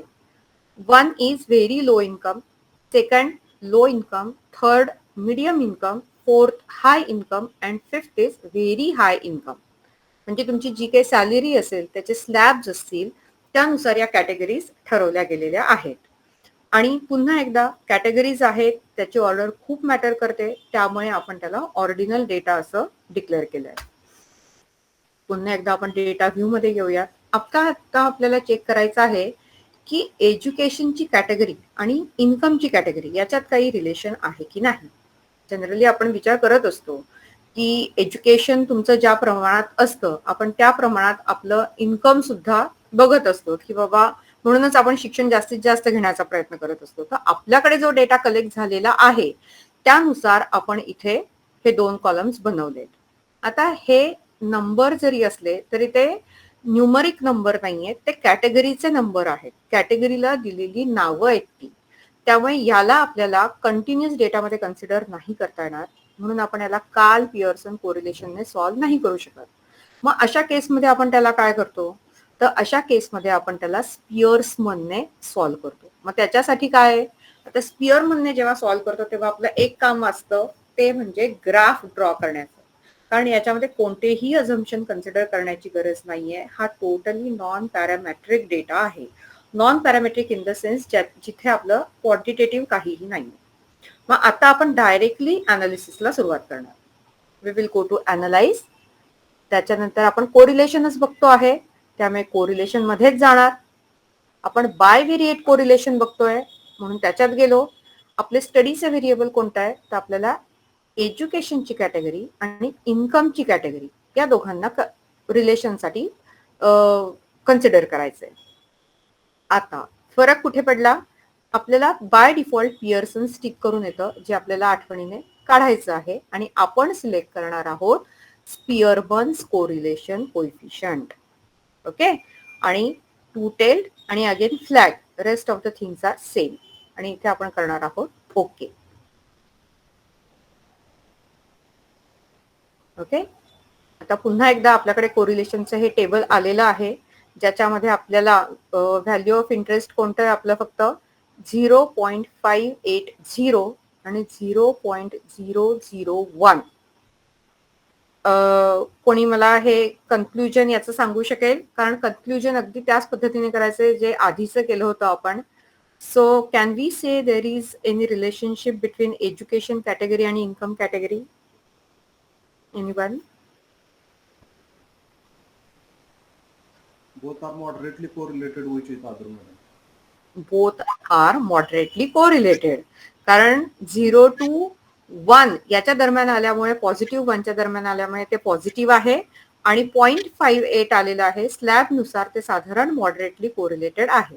आणि आपला हायपोथिसिस जनरली असतो की दे आर नॉट सिग्निफिकंट, आणि अल्टरनेटिव्ह हायपोथिसिस असतो दे आर सिग्निफिकंट. आणि आपली पी व्हॅल्यू आलेली आहे 0.001 विच इज लेस दॅन 0.05. याच्यासाठी आपण म्हणू शकतो that null hypothesis is rejected and alternative hypothesis is accepted. Okay, so अशा पद्धतीने आपण स्पिअरमन्स कॅल्क्युलेट करतो. साधारण कॅल्क्युलेट करण्याची पद्धत सेमच आहे, फक्त तुम्ही कोणत्या मेथडने करताय ती मेथड इथे सिलेक्ट करतो, त्याच्यामध्ये फक्त थोडा डिफरन्स असतो. So this was all about Spearman's rank correlation coefficient. कोणाला काही डाऊट वगैरे आहे? मॅडम, हा बोला ना. स्पिअरमनचा निघालेला रिझल्ट हा आपण ग्राफिक मध्ये काही show करू शकतो का? ग्राफचा सॉरी मॅडम, आवाज थोडा ब्रेक होतोय. स्पिअरमनचा निघालेला रिझल्ट हा आपण ग्राफ हा. मध्ये show करू शकतो का? ग्राफ मध्ये दाखवू शकतो का? हा. आता ऍक्च्युली हा आपण प्रॉपर ग्राफ मध्ये दाखवू शकत नाही. त्याचं कारण असं आहे की आपल्याकडे इथे नंबर्स नाहीयेत प्लॉट करायला. ओके, कारण ग्राफ मध्ये आपल्याला त्याची नॉर्मॅलिटी सुद्धा बघता येणार नाहीये, म्हणूनच आपण याला नॉन पॅरामेट्रिक डेटा असं म्हणतो. म्हणून आपण त्याला फक्त calculation point of view calculate करतो. सो कारण याच्या फक्त 5च तुम्ही नंबर्स कॅल्क्युलेट केलेत. पहिल्या व्हेरिएबलसाठी सुद्धा तुमच्या 5 कॅटेगरीजच आहेत आणि दुसऱ्यासाठी सुद्धा 5 कॅटेगरीजच आहेत. त्यामुळे तुमचे कोणते डिफरंट नंबर्स नाही आहेत की ज्याला आपण प्लॉट करणार आहोत. So we do not plot this on graph paper. आपण याला प्लॉट नाही करत. Okay, thank you ma'am, very nice presentation. Yes, thank you.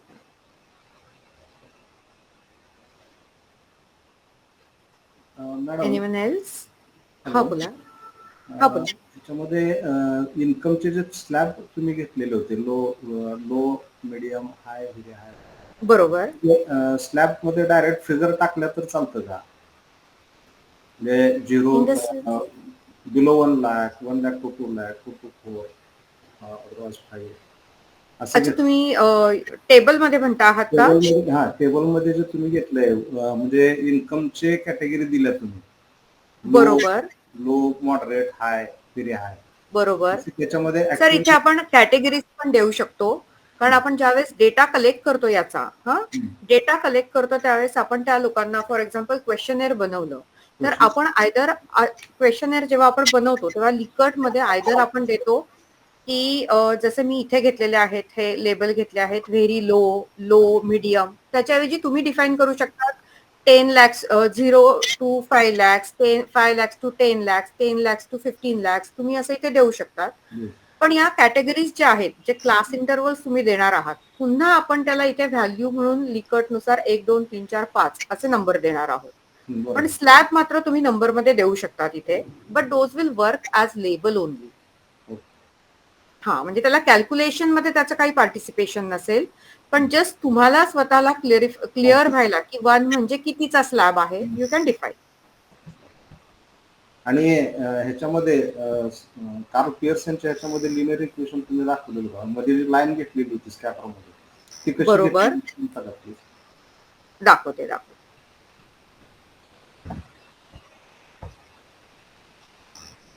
आता हे पहा, हा आपला ग्राफ आहे. इथे आपण गेलो, हा आपला स्कॅटर प्लॉट आहे. इथे आपण सिंपल स्कॅटर याला सिलेक्ट करायचं आहे. हा आपला स्कॅटर प्लॉट तयार होईल. हे व्हेरिएबल आपण ऑलरेडी इथे घेतलेले आहे, ओके केलेलं आहे.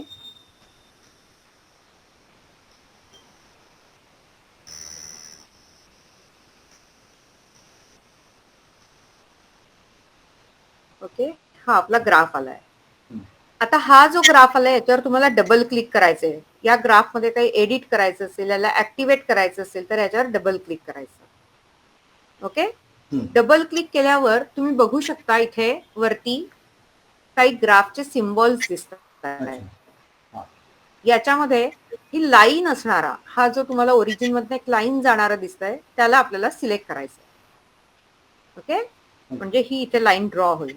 ही लाईन ड्रॉ झाल्याबरोबर तुम्ही इथे बघू शकता, इथे एक इक्वेशन पण लिहून आलेलं आहे. y is equal to 48.48 plus 0.11x.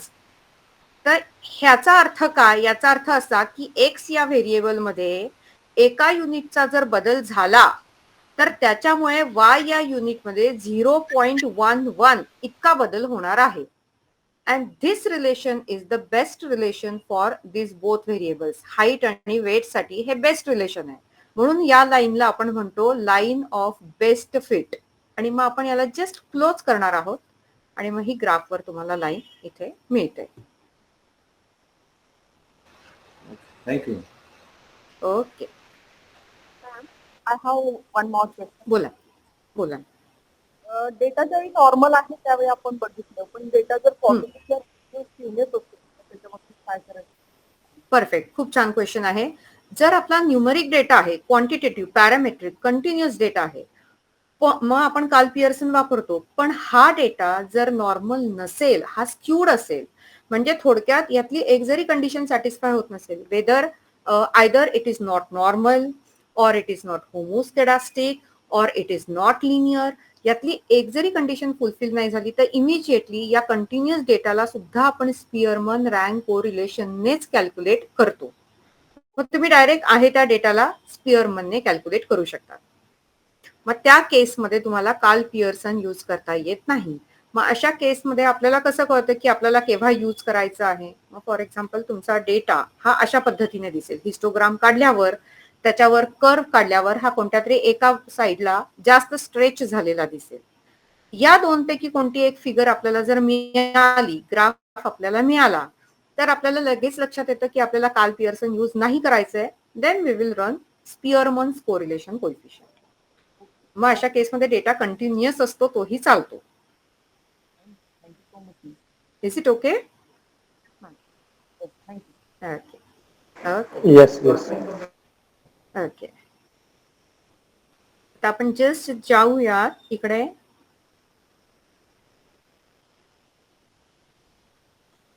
Partial correlation coefficient आपण बघूया.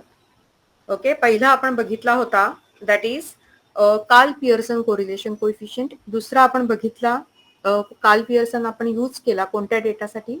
कंटिन्युअस डेटासाठी. दुसरा आपण बघितला स्पियरमन्स रँक कोरिलेशन, जेव्हा आपल्याकडे रँक्स अवेलेबल असतात. आणि तिसरा आपण बघत आहोत partial correlation coefficient. Partial in the sense ज्यावेळेस आपला डेटा 3 व्हेरिएबल मध्ये दिलेला असतो आणि आपल्याला एकाचा इम्पॅक्ट काढून उरलेल्या 2 व्हेरिएबल मधलं कोरिलेशन फाइंड आउट करायचं असतं. ते कसं करायचं ते आपण जस्ट बघूया. आता आपल्याकडे पुन्हा एकदा इथे 3 कॉलम्स आलेले आहेत. एक आहे अॅन्युअल सेव्हिंग, दुसरं आहे अॅन्युअल इन्कम आणि तिसरं आहे फॅमिली साईज, म्हणजे फॅमिली जी आहे ती किती मेंबर्सने बनलेली आहे. आता आपल्याला चेक करायचंय की अॅन्युअल इन्कम आणि अॅन्युअल सेव्हिंग या 2 व्हेरिएबल मध्ये काही कोरिलेशन आहे की नाही. पण हे कलेक्ट करत असताना आपल्याला एक्स्ट्रा इन्फॉर्मेशन मिळाली आहे, that is family size. Obviously आपण फक्त इन्कम आणि सेव्हिंग याला कम्पेअर केलं तर कोरिलेशन आपलं येणारच आहे. पण ज्यावेळेस फॅमिली साईज मध्ये येते त्यावेळेस ते खूप मॅटर करतं. दोन जणांची फॅमिली असेल, 3 जणांची फॅमिली असेल तर सेव्हिंग आणि इन्कम याच्यामध्ये फार जास्त फरक पडत नाही. पण इन्कम ही तेवढीच आहे, सेव्हिंग हे जेवढं चाललंय तेवढंच आहे, पण फॅमिलीची साईज मात्र वाढत चाललेली आहे. 4ची 5, 5ची 6 अशा केसमध्ये बट ऑब्व्हियस तुमच्या सेव्हिंग्सवर खूप परिणाम होतो. सेव्हिंग्स कमी होऊ शकतात. तर या फॅमिली साईज या व्हेरिएबलचा उरलेल्या 2 व्हेरिएबलवर परिणाम होऊ शकतो. इनफॅक्ट होतोच आहे रादर तो. त्यामुळे आपल्याला कोरिलेशन फाइंड आउट करताना फॅमिली साईजचा इम्पॅक्ट काढून टाकायचा आहे किंवा तो कमी करायचा आहे आणि आपल्याला प्युअरली सेव्हिंग आणि इन्कम मध्ये काही कोरिलेशन आहे की नाही हे चेक करायचं. सो आपण इकडे जाणार आहोत डेटा व्ह्यू मध्ये, अनालाइज, कोरिलेट, पार्शल. ओके, आता इथे आपण घेणार आहोत आपले कोणते व्हेरिएबल्स आहेत तर सेव्हिंग्स आणि इन्कम आणि फॅमिली साईज हा जो व्हेरिएबल आपल्याला दिलेला आहे त्याचा यांच्यावर इम्पॅक्ट होतोच आहे. फक्त तो इम्पॅक्ट आपल्याला कंट्रोल करायचा आहे. तर जो व्हेरिएबल आपल्याला कंट्रोल करायचा आहे that variable is controlling variable. मग आपण कोणाला कंट्रोल करतोय तर फॅमिली साईज या व्हेरिएबलच्या इम्पॅक्टला आपण कंट्रोल करतोय आणि आपण प्रेस करणार आहोत okay. and here we get the result. Result आपला आलेला आहे फॅमिली साईज आणि इन्कम. आता पुन्हा एकदा या 2 आपल्यासाठी सर्वात महत्वाचे नंबर्स आहेत, व्हॅल्यूज आहेत. पहिली व्हॅल्यू आपल्याला सांगतीये की फॅमिली साईज कंट्रोल केल्यानंतर उरलेल्या 2 व्हेरिएबल मध्ये, इथे आपल्याला कंट्रोल व्हेरिएबल फॅमिली साईज असं लिहून आलेलं आहे, याला कंट्रोल केल्यावर सेव्हिंग आणि इन्कम यांच्यामध्ये काय रिलेशन आहे तर यांच्यातलं रिलेशन आहे 0.962 which is really very close to 1, and since it is positive we can say that savings and incomes are strongly positively correlated. आणि त्याच्या खालची जी व्हॅल्यू आली आहे ती आहे 0.038 which is less than 0.05. so we can say that this is that this p-value is less than 0.05. therefore this hypothesis, null hypothesis, is rejected and alternative hypothesis is accepted, that is savings and incomes both are correlated to each other. अशा पद्धतीने आपण बघतो. एकंदर तिन्ही बघितल्यावर तुम्हाला लक्षात आलं असेल अनालाइजचा पार्ट मध्ये फार जास्त फरक नाही आहे. फरक फक्त कुठे आहे की तुम्हाला डिसिजन घ्यायचा आहे. एसपीएसएस काम करणार आहे, फक्त आपल्याला हा डिसिजन घ्यायचा आहे की माझा डेटा कोणता आहे आणि मला रन काय करायचंय. काल पिअर्सन रन करायचा आहे, पिअर्सन रन करायचा आहे का पार्शल रन करायचा आहे. हा फरक आपल्याला कळला की आपलं पुढची मेथड अगदी सर्व मेथड कॉमन आहे. अनालिसिसचं आन्सर जे आपण काढतोय, रिझल्ट वरनं जे कन्क्लुजन काढतोय ते सुद्धा आपलं बरंच सोपं आहे.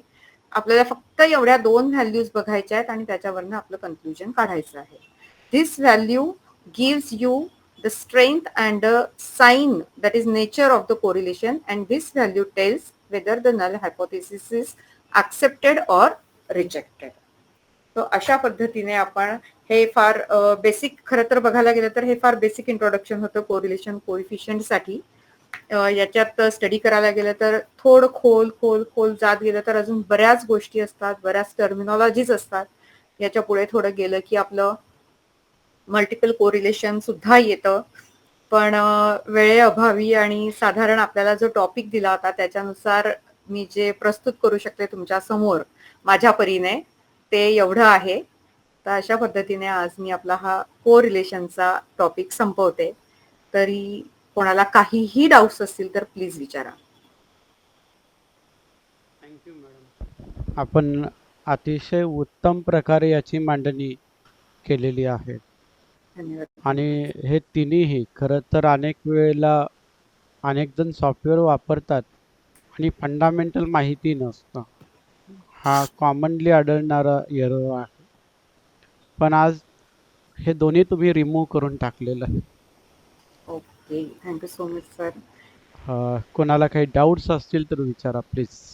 नक्कीच. सर हा, तांबे मॅडम बोला. मी मॅडमने बऱ्यापैकी सगळ्यांचे डाऊट्स क्लिअर केलेत. मे बी म्हणून कुणाला डाऊट नसावेत कारण खूप गोष्टी क्लिअर झाल्या.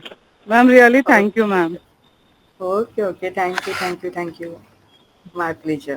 मी मग जास्त वेळ न घेता कन्क्लुजनकडे येतो. मी संग्राम पाटील यांना विनंती करतो की त्यांनी मॅडम आणि सहभागी व्यक्तींचे आभार व्यक्त करावे. देवरुख शिक्षण प्रसारक मंडळ संचलित आठले सप्रे पत्रे महाविद्यालय देवरुख चे भूगोल विभाग आणि त्याच्याशी जोडलेले गेलेले इतर कॉलेज यांच्या माध्यमातून चालू असलेला SPSS या विषयावरलं आज को रिलेशन संदर्भातलं जे व्याख्यान होतं ते योगिनी दस्तानी मॅडम यांचं. मॅडमनी खूप छान पद्धतीनं समजावून सांगितलेलं आहे. सरांनी ज्या पद्धतीनं इंट्रोडक्शन मॅडमचं करून दिलं होतं की त्यांच्या टीचिंग मधलं किंवा ह्याच्यामधलं असणारं त्यांचं कमांड्स त्या सहज आम्हाला ह्यातून जाणवून दिसल्या. गेले तासभर आम्ही तासपेक्षा जास्त आम्ही त्यांना ऐकतोय तर त्यातून ते जाणवल्या गेल्या. खूप छान पद्धतीनं प्रेझेंटेशन आणि खूप छान पद्धतीनं समजावून सांगण्याची पद्धत यामुळं बऱ्याच जणांच्या शंका ऑलरेडी निरसन झाल्यामुळे कुणाला काही शंका जास्त निरसन झालेल्या नाही आहेत. तर मॅडम तुम्ही आज तुमचा वेळ काढून या ठिकाणी आज आम्हाला मार्गदर्शन केलं त्याबद्दल पहिल्यांदा मी तुमचं आभार मानतो. त्याचबरोबर आठले सप्रे महाविद्यालय विद्यालयातील भूगोलशास्त्र विभागाचे आमचे गुरु डॉक्टर सरदार पाटील सर, तसेच प्राध्यापक मोहिते मॅडम, प्राध्यापक ललिता तांबे मॅडम, तसेच सर्व सहभागी विद्यार्थी आणि रिसर्चर्स यांचं पण या ठिकाणी मी आभार मानतो आणि आजचा हा सेशन संपला असं मी जाहीर करतो. धन्यवाद. थँक्यू.